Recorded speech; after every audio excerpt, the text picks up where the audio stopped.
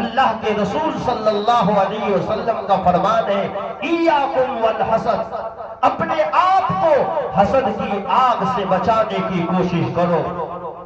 فإن الحسد یاکل الحسنات، دنیا کی آگ تو مکان کو جلا دیتی ہے، دنیا کی آگ انسان کو جلا دیتی ہے، ساز و سامان اسباب کو جلا دیتی ہے، لیکن حسد کی آگ وہ آگ ہوتی ہے جو آپ کے کپڑے کو نہیں جلائے گی، آپ کے ٹوپی کو، بدن کو نہیں جلائے گی، حسد کی آگ تو آپ کی نیکی کو جلا ڈالے گی۔ تو انسان حسد کرتا ہے، فلاں 3 منزلہ مکان کیوں بنا لیا، فلاں اتنا ترقی کیوں کر رہا ہے، فلاں کی اولاد آسمان پر کیوں جا رہی ہے، فلاں آدمی اتنے اسباب و جائیداد کا کیسے مالک بن گیا، کل تو کچھ نہیں تھا آج کہاں سے لایا۔ آپ کو معلوم ہے جو انسان حاسد ہوتا ہے، جس کے دل کے اندر حسد ہوتی ہے، میرا بڑا بھائی اتنا کیوں کما رہا ہے، میرا رشتہ دار اتنا کیوں کما رہا ہے، وہ انسان ہمیشہ متفکر ہوتا ہے، نیکی کو کرتا ہے اور حسد کر کے نیکی میں آگ لگاتا ہے۔ جس کو چاہے بخش دے، جس کو چاہے چھین لے تاج، رشی منی ولی کلندر سب اس کے محتاج۔ پوری کائنات اللہ تبارک و تعالیٰ کی محتاج ہے۔ اللہ اگر چاہے تو ایک فقیر کو لمحوں میں بادشاہ بنا دے، اور اگر اللہ چاہے تو ایک بادشاہ کو لمحوں میں فقیر بنا کر رکھ دے۔ یہ اللہ تبارک و تعالیٰ کے اختیار میں۔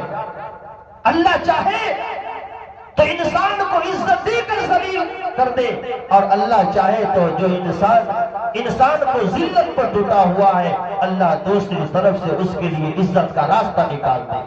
اس لیے اس واقعے سے اور اس حدیث پاک سے ہمیں یہ درس لینا ہوگا، جو انسان کسی اولاد کی کمائی سے جلتا ہے، اللہ اس کی اولاد کو کمائی سے محروم کر دیتا ہے، اس کی روزی روٹی کو خدا چھین لیتا ہے۔ اگر کوئی عورت، کوئی بیوی کسی کی شوہر کی کمائی سے جلتی ہے، اللہ پاک اس کی شوہر کی کمائی کو ڈاؤن کر دیتے ہیں۔ جو انسان حاسد ہوتا ہے، کسی کو دیکھ کر جلنے والا ہوتا ہے، یہ اتنا خطرناک ہوتا ہے، یہ حسد نہیں کر رہا ہے، یہ اللہ کی تقسیم سے ناراض ہے۔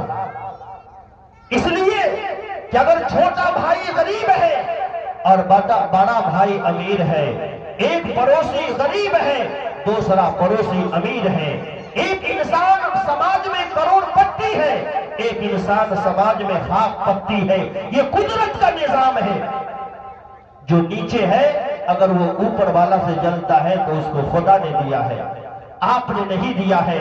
آپ کے جیب کو کاٹ کر، آپ کے مکان کو لوٹ کر، یا آپ کے گھر میں ڈاکہ ڈال کر وہ اس منزل تک نہیں پہنچا ہے، بلکہ اس نے اپنی تقدیر، اپنے نصیب اور اپنی مقدر کے نتیجے میں یہاں تک پہنچا ہے جو اللہ نے اس کے تقدیر میں لکھ دیا ہے۔ اس لیے اللہ کے فیصلہ سے انسان کو ہمیشہ راضی رہنا چاہیے، اللہ کے فیصلے سے راضی رہنا چاہیے، ورنہ حسد کا اتنا برا انجام ہے۔ رسول اللہ صلی اللہ علیہ وسلم نے فرمایا ایاکم والحسد فإن الحسد یاکل الحسنات کما تاکل النار الحطب۔ جس طریقے سے آگ لکڑی کو جلا دیتی ہے، آگ لکڑی کو کھا جاتی ہے، انسان کا حسد کرنا انسان کی نماز کو، انسان کے روزے کو، انسان کی تلاوت کو، انسان کے تہجد کو، اس کے اشراق و نوافل کو، دیگر ذکر و اذکار کو وہ حسد کی آگ کھا جاتی ہے۔ نماز پڑھ کر نکلے، غیبت شروع ہو گئی، روزہ رکھا، غیبت شروع ہو گئی، حسد کی آگ دل میں جل رہی ہے، سجدے پہ سجدہ ہے، دل میں حسد کی آگ جل رہی ہے، یہ آپ کی نیکی کو جلا کر راکھ کر دے گی۔ اس لیے لاکھ اختلاف ہو، لاکھ جھگڑے ہو، لاکھ لڑائیاں ہوتے رہیں گے، اختلاف ہوتے رہیں گے۔ صحابہ کے درمیان ہوا، اولیاء اللہ کے درمیان ہوا، ہمیں اختلاف کو آگ نہیں، ہوا نہیں دینی ہے۔ اختلاف کون کرے گا؟ انسان نہیں کرے گا۔ اختلافات نہیں ہوں گے تو فیصلہ کون کرے گا؟ لیکن ہم اس کے خاطر اپنے حدود میں کہا گیا ہے جو انسان نسلی ہوتا ہے وہ جھگڑے لڑائی کے وقت بھی بڑے چھوٹے کا ادب و احترام کرتا ہے، ادب کے دامن کو کبھی اپنے ہاتھ سے نہیں جانے دیتا ہے۔ اور آخر میں چھوٹی سی حدیث میں نقل کر دوں، رسول اللہ صلی اللہ علیہ وسلم کا فرمان ہے، اغدو عالما او متعلما او مستمعا او محبا ولا تکن الخامس الا فتحنی۔ بتائیے اگر میں کوئی بات کہوں ممکن ہے کہ میری بات جھوٹی ہو جائے، آپ کوئی بات کہیں ممکن ہے کہ آپ کی بات جھوٹی ہو، لیکن کون سا ایسا مسلمان ہوگا جو یہ کہہ دے کہ رسول اللہ صلی اللہ علیہ وسلم کا فرمان جھوٹا ہے؟ جو رسول اللہ کے فرمان پر جس کو یقین نہیں ہے وہ مسلمان کبھی نہیں ہو سکتا ہے۔ صحابہ کرام کو رسول اللہ صلی اللہ علیہ وسلم کے فرمان پر اتنا یقین تھا کہ آج کی تاریخ میں پوری دنیا کے انسان کے یقین کو ایک پلڑے میں رکھ دیا جائے اور ایک ادنا صحابہ کے ایمان و یقین کو ایک پلڑے میں رکھ دیا جائے تو خدا کی قسم یہ پلڑا جھک جائے گا، اتنا صحابہ کو یقین تھا۔ تو رسول اللہ صلی اللہ علیہ وسلم کا فرمان ہے، اغدو عالما، عالم بنو، عالم بنو، اولاد کو عالم بناؤ۔ یہ نہیں کہ صرف عالم بناؤ، پہلے عالم بناؤ، پھر انجینئر بناؤ، پھر پروفیسر بناؤ، ڈاکٹر بناؤ، جو بنانا ہے بناؤ۔ میں سب سے پہلے آپ نے فرمایا تم اپنے آپ کو عالم بننے کی کوشش کرو۔ او متعلما، اگر عالم نہیں بن سکتے ہو تو متعلم بنو، اس کے طلبگار بنو، طالب علم بنو۔ او مستمعا، اگر یہ بھی نہیں تم بننا چاہتے ہو تو کم سے کم عالم کی بات کو سننے والے بنو۔ او محبا، اگر تم سننے والے بھی نہیں بننا چاہتے ہو تو کم سے کم جس کو رسول اللہ صلی اللہ علیہ وسلم کی حدیث کی روشنی میں عالم کہا جاتا ہے، جو رسول کا وارث ہے۔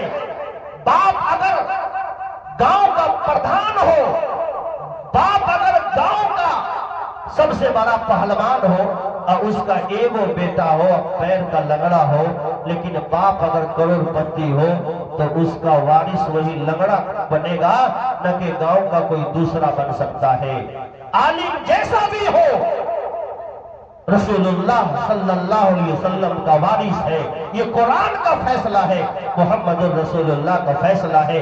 ان سے محبت کرنے والے بنو، وَلَا تَكُنِ الْخَامِسِ، پانچواں کبھی مت بننا۔ رسول اللہ صلی اللہ علیہ وسلم کا فرمان ہے پانچواں کبھی مت بننا۔ جس دن تم پانچواں بننے کی کوشش کرو گے خدا کی قسم تم ہلاک و برباد ہو جاؤ گے، تم تباہ ہو جاؤ گے۔ اگر تم اپنے آپ کو برباد ہونا چاہتے ہو، تم اپنے آپ کو تباہ ہونا چاہتے ہو تو رسول اللہ صلی اللہ علیہ وسلم کی اس فرمان کی بغاوت کر بیٹھو۔ پانچواں کیا ہے؟ حافظ ابن عبد البر رحمۃ اللہ علیہ نے اس حدیث کی تشریح کرتے فرمایا پانچواں یہ ہے کہ کسی عالم دین کے خلاف آپ کے دل میں حسد ہو، آپ کے دل میں بغاوت ہو، آپ کے دل میں بغض و عناد ہے تو یاد رکھیے یہ چیزیں آپ کے لیے تباہی بربادی کا سامان بن سکتی ہے۔ اس لیے کہ رسول اللہ صلی اللہ علیہ وسلم کا فرمان کبھی جھوٹا نہیں ہو سکتا ہے۔ آپ نے جو کہہ دیا ہے وہ آپ نے کہہ دیا ہے، وہ آج نہ ہو کل صحیح وہ ہو کر رہے گا۔